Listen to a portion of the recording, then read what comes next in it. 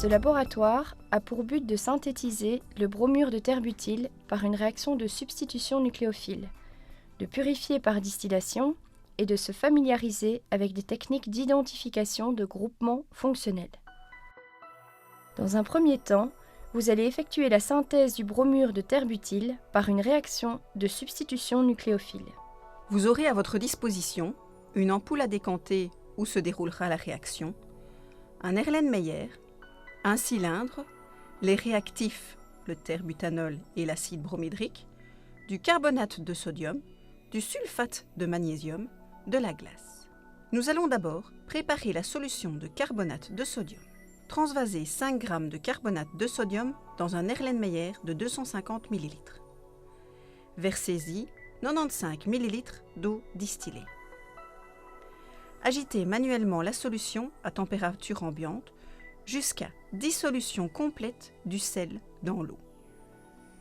Placez ensuite l'Erlenmeyer dans un bain de glace afin de refroidir la solution. Nous allons maintenant effectuer la réaction de substitution nucléophile. Il se peut que le terbutanol soit cristallisé dans la bouteille. Pour l'avoir à l'état liquide, il suffira de chauffer prudemment la bouteille en n'oubliant pas d'enlever le bouchon de celle-ci. Fermez le robinet de l'ampoule à décanter et y versez 28 ml de terbutanol. Il se peut que celui-ci se cristallise légèrement dans votre ampoule, ce qui ne posera pas de problème en soi. Versez lentement 125 ml d'acide bromhydrique concentré dans cette ampoule. Attention, c'est un acide corrosif. Soyez vigilant et prudent lors de l'utilisation de celui-ci. Agitez convenablement les deux réactifs ensemble toutes les 2 minutes pendant 20 minutes en veillant à laisser sortir les gaz éventuels après chaque agitation. Attention, l'ouverture du robinet lors du dégazage ne doit jamais être dirigée vers une personne. Entre les agitations, préparez le montage pour la distillation avec un ballon de 100 ml. Faites vérifier ce montage par l'équipe encadrante. Au bout des 20 minutes d'agitation, laissez décanter la solution. Récupérez la phase aqueuse, qui est la phase inférieure dont le volume est le plus important, dans un Erlenmeyer.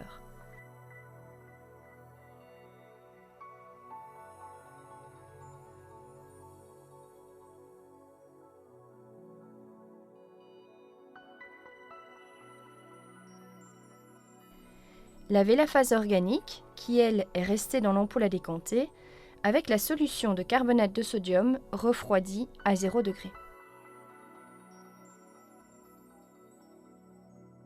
Il est très important de laisser s'échapper les gaz produits dans le ballon à chaque agitation. Récupérez la phase organique. Cette fois, la phase organique est plus dense que la phase aqueuse. Il s'agit donc bien de la phase inférieure, dans un Erlenmeyer de 100 ml.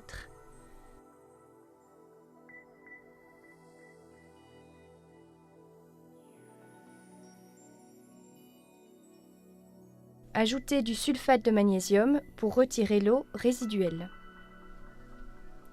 Petit rappel, il se peut que dans un premier temps, la poudre reste en bloc dans l'Erlenmeyer. Cela signifie qu'il n'y en a pas assez pour fixer toute l'eau. Continuez à en ajouter jusqu'à ce que la poudre se disperse bien dans le liquide.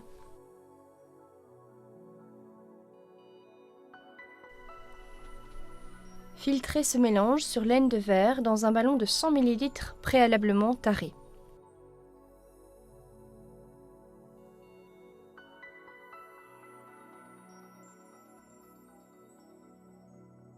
Pesez le produit sec, puis ajoutez des pierres poreuses.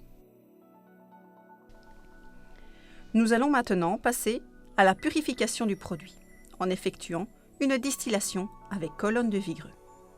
Celle-ci permet un reflux partiel, c'est-à-dire des équilibres successifs entre la vapeur qui monte et le liquide provenant de la condensation qui redescend. Distillez lentement, pas plus d'1 goutte par seconde à la sortie. Observez le thermomètre pour pouvoir suivre les variations ou stabilisations de la température des vapeurs atteignant l'entrée du condenseur.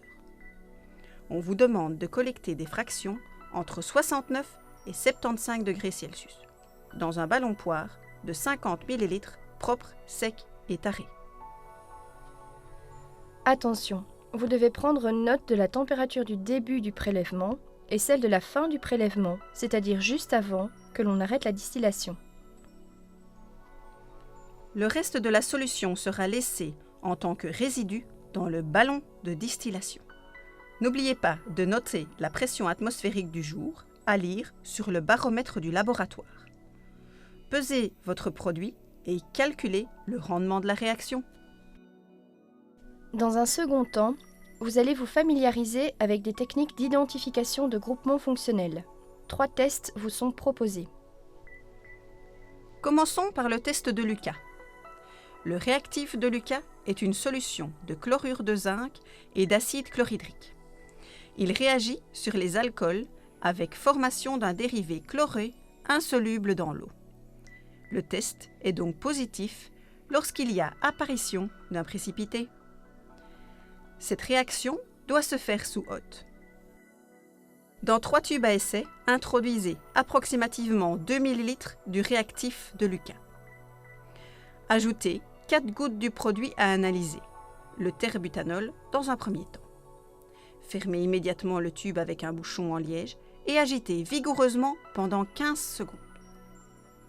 Effectuez la même procédure avec l'acide bromhydrique et enfin avec le résidu de votre distillation. Vérifiez au bout de 5 minutes si vous n'observez aucun changement.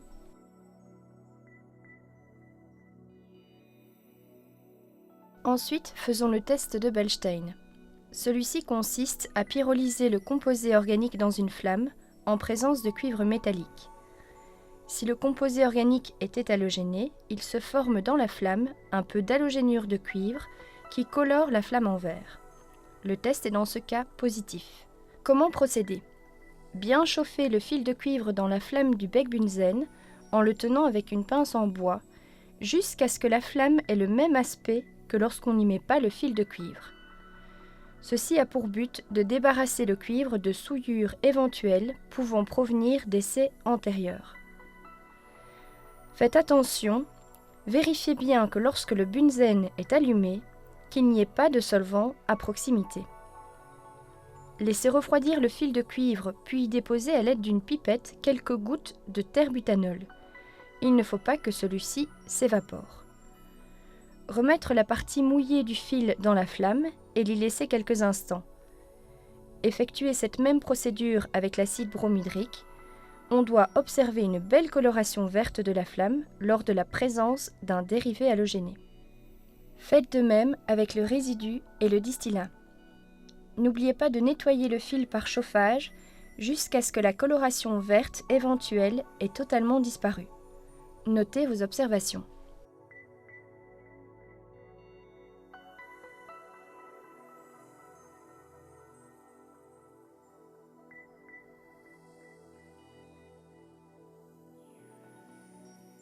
Terminons par le test avec le nitrate d'argent. De nombreux dérivés halogénés réagissent avec le nitrate d'argent pour former un précipité d'halogénure d'argent. Les dérivés bromés donnent un précipité jaune très pâle, voire un précipité de couleur blanc-crème. Le test est dans ce cas positif. Dans 4 tubes à essai, introduisez approximativement 2 ml du produit à analyser. Vous le ferez pour le terbutanol, l'acide bromhydrique, le résidu et le distillat. Ajoutez-y ensuite 2 ml d'une solution de nitrate d'argent 0,1 molaire.